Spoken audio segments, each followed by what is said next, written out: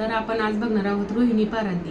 रोहिणी पारादेनं एवढा मोठा असा निर्णय का घेतला असेल की आत्महत्या करण्यापर्यंत तिला असं काय वाटलं असेल की आत्महत्या करावं असं, म्हणजे काय असं मोठं संकट असेल आलं असेल की तिच्यावर आत्महत्या करणे इतकं तिनं मोठं टोकाचं पाऊल उचललं बघा की कुणाचाही विचार न करता. कारण एक तर हा आंतरजातीय विवाह होता आणि आंतरजातीय विवाह करून तरी सुद्धा हिनं इतकं असं जीव घेणं कृत्य केलं. म्हणजे बघा तिला कुठलं असं टेन्शन आलं असेल, ज्या किचनमध्ये तिनं रील्स काढत होती, ज्या किचनमध्ये स्वयंपाक बनवत होती, त्याच किचनमध्ये तिनं आत्महत्या केली अक्षरशः बघा.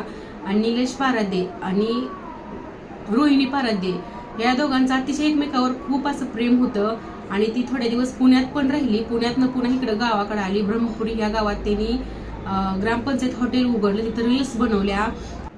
इन्स्टा असू युट्यूब असू याच्यावर गाजलेली बघा अशी कलाकार तिनं असं टोकाचं पाऊल का उचललं असेल. तिला काय मानसिक छळ असेल, मानसिक ताणतणाव असेल, काय असेल, पण निलेश पारादे यांचं तर म्हणणं आहे की रोहिणीला कुठलाही त्रास नव्हता. कुठलं पण मी काय पण गोष्ट असलं तर मी रोहिणीला सांगत होतो. आणि आता त्यांनी अजून 2 शाखा उघडल्या. त्या असंच ग्रामपंचायत कसं हॉटेल आहे का तसंच अजून त्यांनी 2 हॉटेल उघडलेले आहेत. आणि निलेश पारादे यांनी काय सांगितलंय एका पोस्टमध्ये की मी रोहिणीला कुठली पण गोष्ट सांगायचो आणि तिच्या डोळ्यात पाणी आलं की मला धोकं व्हायचं. मग निलेश पारादेचं इतकं प्रेम रोहिणीवर असून तरी सुद्धा रोहिणीनं हा टोकाचा पाऊल का उचलला असेल मैत्रिणींनो? तुम्हाला काय वाटतंय कमेंटद्वारे आम्हाला नक्की सांगा. व 7 मैत्रीच्या चॅनलला सबस्क्राईब व लाईक करायला विसरू नका. तर आपण बघणार आहोत रोहिणीच्या वडिलांचं काय मत आहे याच्यावर बघा. अक्षरशः तो माती लुटण्याचा तो तिसरा असतो का, त्या दिवशी रोहिणी च्या अंत्यसंस्कार देताना तिथं सुद्धा बघा गोंधळ झाला. बघा रोहिणीच्या वडिलांना सांगितलं की रोहिणीला म्हणजे 1 वर्षापासून तिला म्हणजे असं घरातील ताणतणाव, स्वयंपाक करायला लागणं, ह्या सगळ्या गोष्टी होत होत्या, ताणतणाव होता.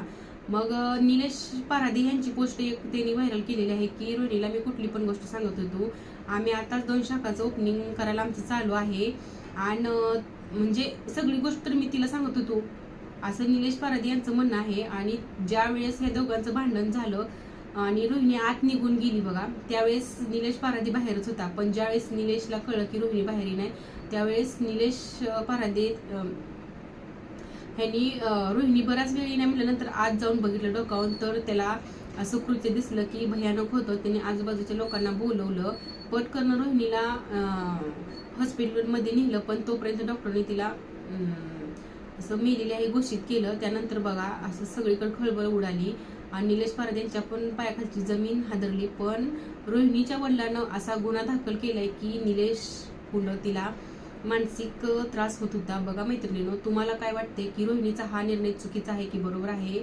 आणि रोहिणीचं हा दुसरा विवाह होता, आंतरजातीय विवाह होता हा, आणि तिच्या घरच्यांचा नकार पत्करून तिनं निलेश पारादे यांच्या बरोबर लग्न केलं. सुखासमाधानाचा संसार होता, तरी पण इतकं मोठं टोकाचं पाऊल का उचललं असेल बघा.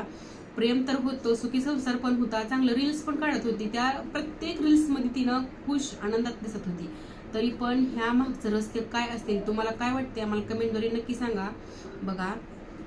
कारण एक स्त्री एवढा टोकाचा निर्णय कसं उचलू शकते तुम्हाला पण माहिती आहे बघा. तिला काय तर वाटलं असं तिच्या मनाला की मी आंतरजातीय विवाह करून तरी सुद्धा मला असं का, म्हणून तिनं टोकाचं पाऊल उचललं असेल. पण असं कुठल्याही स्त्रीना असं मरणा इतकं टोकाचं पाऊल उचलू नये.